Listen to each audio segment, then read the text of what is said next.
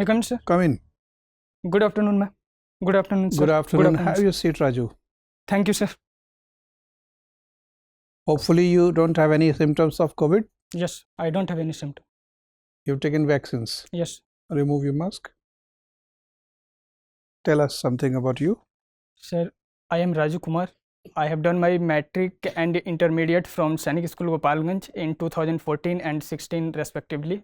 And I graduated from Banaras Hindu University in 2020. When was this Sainik school established at 𝐾𝐫𝐢𝐬𝐡𝐭𝐢? Sir, it was established on 12th of October 2003. 2003. Yes. And how many Sainik schools are there in Bihar? Sir, in Bihar, 2 Sainik schools are there. Where is the second one? Second one is located at Nalanda. And recently the Prime Minister has announced to set up 100 new Sainik schools. Yes. Has Bihar got some additional Sainik schools? Yes, sir. How It many? has got only one, that is in Samastipur. Why? Out of 100 new Sainik schools, Bihar has got only one? Sir, if I am not wrong, then I feel that probably it is only one. 21. Only one. Only one. That's the question. Why?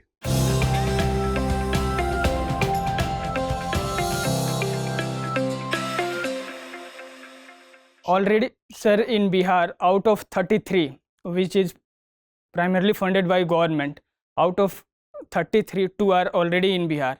And as we know that there are 28 states and 8 UTs. So those 33 and new 100, there would be new number of 100. Already Bihar has 2 Sainik schools. So one more has been added. But after the 100 new schools, the total number would be 133. Yes, sir. And population of Bihar is almost 2.5% of population of India. Sir, as once education minister of Bihar came in our school on annual day, he told that almost in all the Sainik schools all over India, we have more than 40% cadets from Bihar. So I feel that if we talk about proportion, then it's fairly good. Okay, so you don't have any complaints. I don't have any sort of complaints. But some people say that quality of education in a new Sainik school is not as good as the Sainik school at Telaiya. Sir, I feel that in my point of view, if we see the last 4 years data, then I can firmly say that Sainik School Gopalganj and Nalanda were first and second in basically academic results. And if I add up this number of cadets sent to NDA, then it comes in top 10. So I don't find 1 and 2 out of 33 Sainik schools yes, in first entire and second rank holders in last 4 years. in the entire country. Yes, sir. Okay. So why it is performing so good? The principal is responsible, or the teachers are good, or the students Sir, are better? I feel that it's not one side. Teachers and cadets both are responsible for this. And I believe that teachers' effort is quite appreciable in contrast to the private schools which are located in Bihar. And students we come after fighting a tough competition, and they are also competitive. And so what Sainik school does is it not only focuses on academic background, but it focuses on all around developments. So students, cadets from Sainik schools, mainly Gopalganj and Nalanda, they are performing well. If they are performing so well, don't you think that there should be at least one Sainik school in every commissary, so as to benefit more students, more young persons? Yes, sir. I must say that if we give one Sainik school to one commissionary, then quality is going to be diluted. Why? So in order to maintain quality, sir, reason is that if we have large number of Sainik schools, but the competition, the competition for each district, each commissionary, and the will be fairly low. Means number of candidates who are going to face the competition and the number of seats available in Sainik schools. But you know that population is growing and the youth population is also growing. So earlier the number of Sainik schools was low and now the number is more. But still you say that quality is improving. Yes, sir, quality is improving. Okay. Okay, Raju, thank you. Ma'am. Raju. Yes, ma'am. As a student of geography, tell me how geography has impacted Bihar. Ma'am, in case of Bihar, floods and droughts are common. And if we see, then the northern part of Bihar regularly faces the problem of flood, And if we go in South Bihar, then there is drought conditions which are prevailing in every year. And if we think about thunderstorm, which has recently killed 33 people, so I feel that these three natural calamities are impacting Bihar.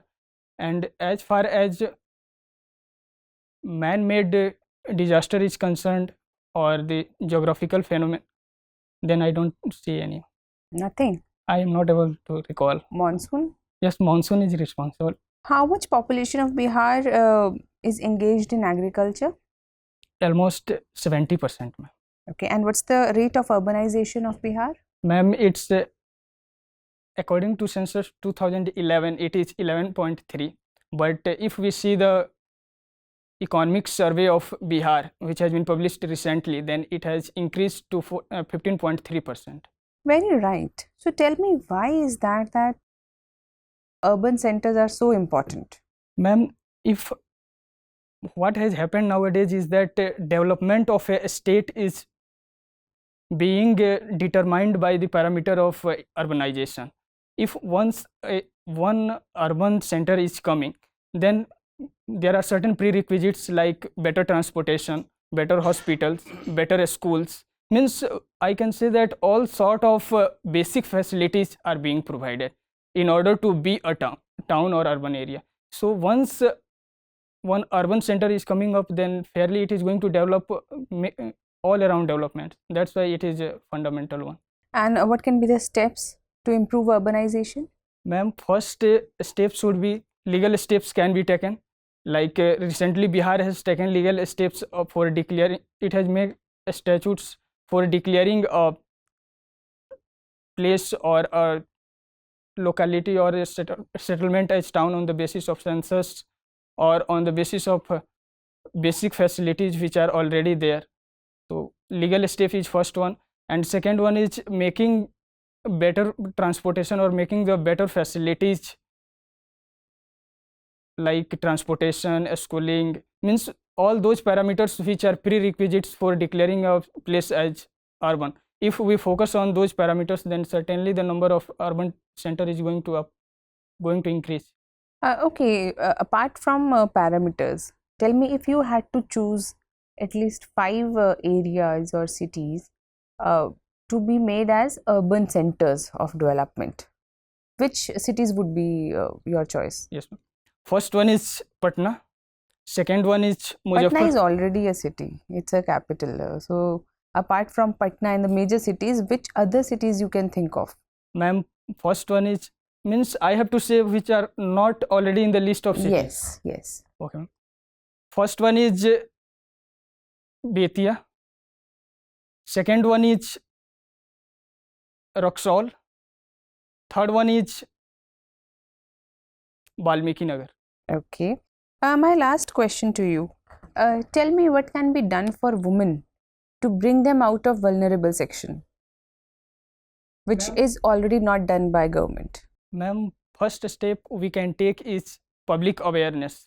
A steel dowry system or the cases of sending schools to mainly of girls has not come up in the minds of people. Public awareness should be increased, and nukkad nataks can be organized at various public places so that people can come to know. And third step we can take is the women from Bihar who have already achieved pinnacle, like first fighter pilot from Muzaffarpur who has flown this Rafale. She is from Bihar. We can put the photos of these various girls who are performing well on the public places in district headquarters, so that people can come to know that okay, girls are also doing wonderful, and they can be motivated and they can send their children to the schools. Thank you so much, Raju. Raju, Yes, what is the meaning of Raju? sir. Literal meaning of Raju is to be successful, to be prosperous. Okay, to be successful. You are going to be success in Definitely. Bihar. Definitely. TCS exam. Okay. Okay. Some time ago, Andhra government is planned for 3 capitals.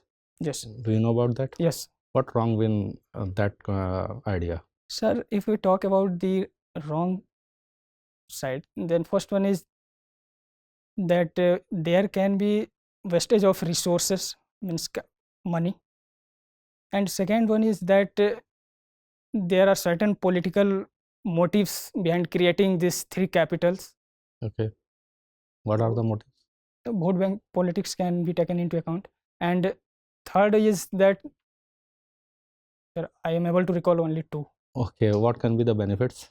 Benefits can be that it can lead to better transportation facilities, more urban centers or more capital cities will come up, like legislative capital will come up, then various members of legislative assembly will come there and they will see the roadside or the countryside area, they will definitely do something for its development. If we see financial capital or the commercial capital, then it is definitely going to help that industrial centers will come. And if we see judicial capital, then definitely judges will come. If they come to this capital, judicial capital, they will see various sort of things happening which should not take place. They will realize and they will work for those people. Okay. There is idea for judicial capital, there is idea for the legislative capital and executive capital. Yes, yes. That was the idea. Any state you know where already there is a high court in separate city and executive and legislative in separate city? Sorry, sir, I am not able to recall. Okay. What are the dispute between India and Nepal? Sir, if we talk about disputes, then it is first is territorial boundary issue like Limpiadura issue, and second one is Kala Pani issue. And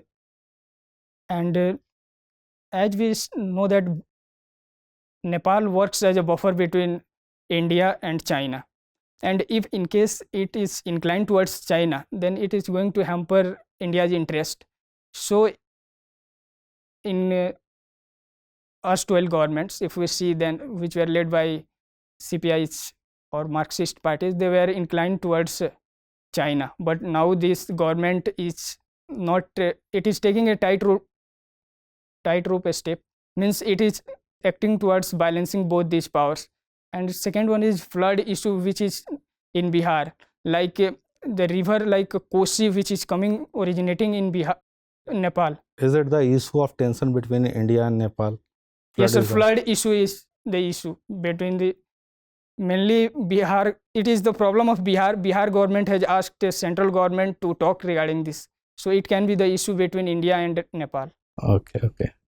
Raju, Yes, there has been National Family Health Survey, yes. and the report is not very occasion of pride for the society of Bihar. Have you seen the report? I have not seen that. Okay, one of the points of concern is that 40% women in Bihar have reported domestic violence against them. Though in the neighboring states like UP, etc., it's very low compared to Bihar. Why domestic violence is so high in the society of Bihar? Sir, first reason can be that Domestic Violence Act 2005 is not being implemented properly. Only in Bihar it is not being implemented properly, or in every state? Sir, if we talk with respect to Bihar, the cases of not implementing more strictly, then we can say that Bihar, because the data is revealing everything. Once, if it is have been implemented seriously, then definitely the percentage would have gone down. And the second reason can be that awareness regarding this women violence, rising women violence, and how it can be tackled is not in the public domain to a great extent. And the third is main reason which is responsible is the dowry system. In Bihar, normally dowry system is at the peak. These three reasons combinedly can be the possible. In spite of liquor ban, that means UP and Haryana people consume liquor. Yes. Still, domestic violence against women there is very low. It's in Haryana it's only 18%. In Bihar it is 40%. Even in UP it is less than 25%. So people in Haryana and UP are consuming liquor, and still the violence against women is low, while it is banned in Bihar and violence is high. That means liquor ban is not helping reduce domestic violence. Yes, sir. liquor ban is not the only cause for this women violence or domestic violence. So what is the root cause? Why people are so violent against women? People from Bihar are considered violent in general life, in every walk of life. Why this kind of image is there for the people of Bihar? Sir, if we say earlier data, then it can be said, but now people are getting educated.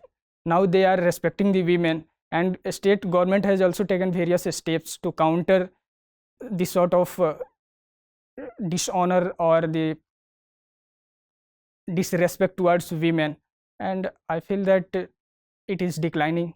Okay. Violence is declining. Yes. So in spite of decline, it is 40%. Sir, earlier, Of course, you're true. In 14-15 report, it was 43%. yes. So compared to 5 years ago, it is now less. It's of course declining, but not declining fast. Sir, it will take time. It is not something like that. If we take a step and result is seen instantly, it will take time and results will be revealed. So what's the root cause? Why people are so violent? I feel that, sir, low literacy rate is the main reason.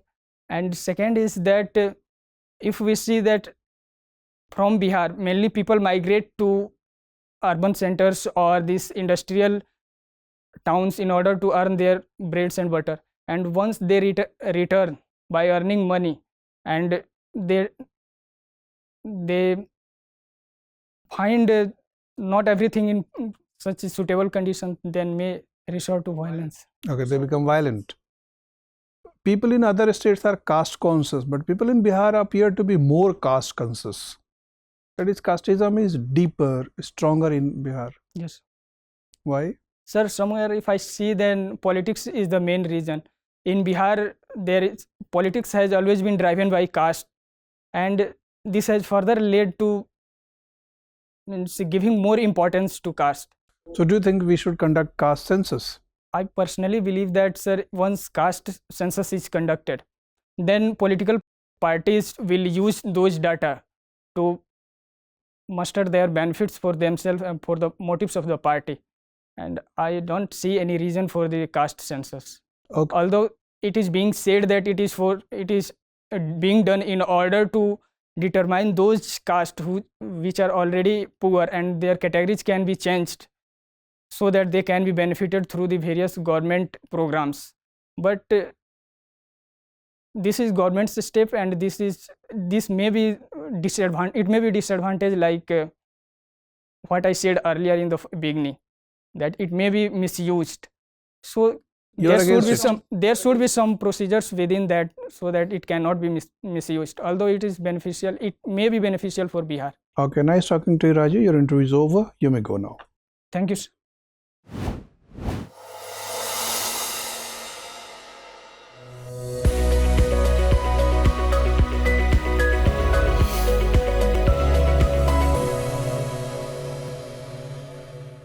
Come, Raju. Have a seat. Thank you, sir. Is this your first attempt at BPSC? Yes. Third. First attempts. Okay, very good. In the very first attempt, you have reached the interview stage.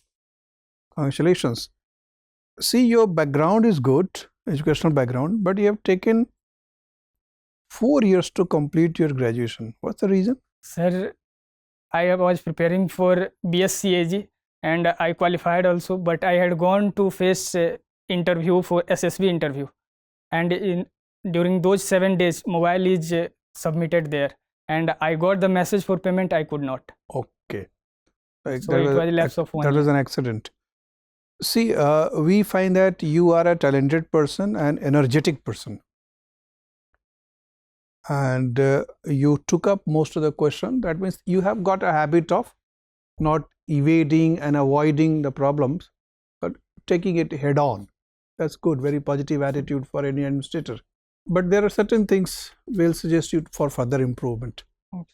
So your entry is good, that's formal, your greetings are formal, your sitting posture is overall good. In your appearance, we'll suggest only 2 things. Your tie is not good. That means it should be ironed.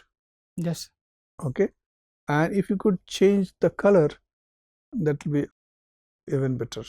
Ties colors. Mm. Okay. So you may try another tie.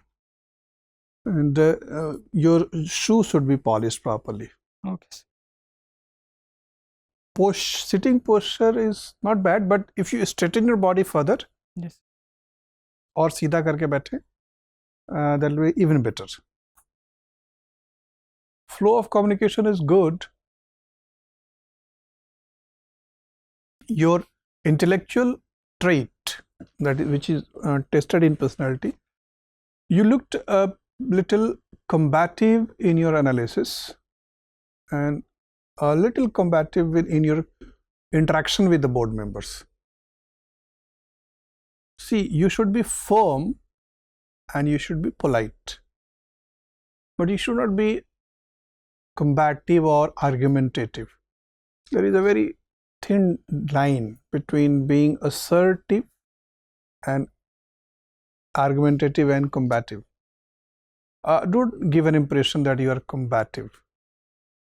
If you get a little, let's say, provoked, if you feel that you have got provoked, Yes. getting provoked, take it as a kind of challenge for your personality and try to calm yourself down so that you can weave smooth arguments. ठीक है, किसी के भड़काने से भड़क जाना कमजोरी मान लीजिए कि ये तो मेरी कमजोरी है कि इसने भड़काया मैं भड़क गया, तो भड़कना नहीं है. Whether it is the quality of, आपको जब जब टच किया गया योर ईगो को, your ego is associated with your school, Yes. your ego is associated with the society of Bihar, and whenever some questions of critical nature was asked about the quality of teaching in your school, quality of social trait in Bihar, you got little provoked. So you have to display that attribute of detachment and neutrality होना चाहिए प्रशासक में.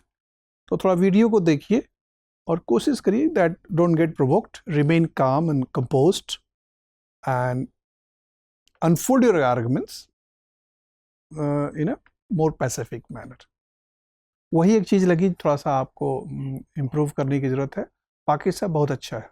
We hope that if you make this a couple of corrections, you'll make a very strong impact. Sir, I have one query, sir. हाँ जी.